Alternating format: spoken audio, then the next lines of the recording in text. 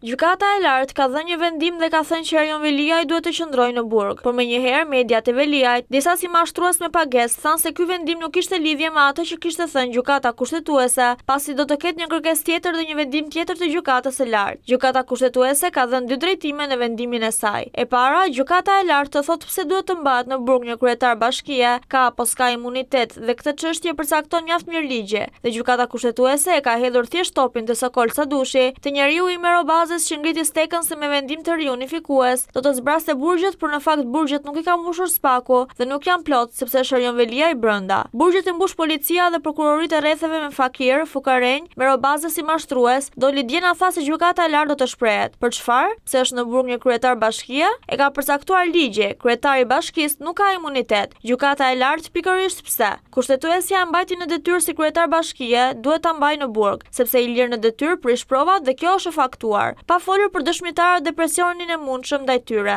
Një kryetar bashkie kur kapet në vepra të rënda penale, në korrupsion dhe e ka provuar për 850.000 euro të firmosura të dhëna nëpërmjet OJF-s të Ajola Zozës bashkëshortes. Pa folur për të tjerat, gjykata e lartë duhet të shprehë dhe të përgjigjet gjykatës kushtetuese dhe t'i argumentojë pse duhet të rrinë në burg një kryetar bashkie, kur të gjithë e dinë që nuk ka imunitet e përcakton mjaft mirë ligji dhe kushtetuta. Nuk është vetëm Erjon Veliaj që është në burg. Ka qenë kryebashkiaku i Lushnjës, është rasti Jorgo Goros, është rasti kryebashkiaku të Bulqizës, është rasti i Fredi Belerit, që vetë gjykata kushtetuese kur ky i fundit ju drejtua dhe i tha jam në detyrë duhet të shkoj të betohem, nuk e la gjykata kushtetuese. I tha do rish atje në qeli. Këto janë faktet. Çfarë do të thotë gjykata e lartë? Që ligji thotë që kryetari i bashkisë nuk arrestohet? Pa është po kjo gjykata e lartë? A janë 7 vendime të ndryshme gjykatash që e mbajnë në burg Erjon Veliajn? Po ç'të thon të mirët e paguar për të mashtruar? E di për çështjen e Kafazit, ajo është një histori e mbyllur dhe një broshkull që i vin vërdall. E sa për çështjen e Kafazit, ajo është një histori e mbyllur dhe një broshkull që i vin vërdall, duke luajtur me parimin se kur një budalla hedh një gur në lum dhe një tuf me të mençur nuk e nxjerrin dot. Në fakt s'ka nevojë për shumë mençuri se ka vendime të gjykatës europiane të drejtave të njerëzit për atë çështje. Në fakt ajo është një gjë që nuk e liron dot Erjon Veliaj nga burgu. As proporcionaliteti i shpresuar i tyre se është kryetar bashkie, me teorinë se po të jesh i akuzuar me 5 vepra të rënda penale dhe 13 herë, duke qenë në krye të bashkisë mund të shpëtohesh dhe nuk mund të arrestohesh. Erjon Veliaj ndodhet në qeli me 7 herë vendime gjykatash me argumente dhe fakte të dhëna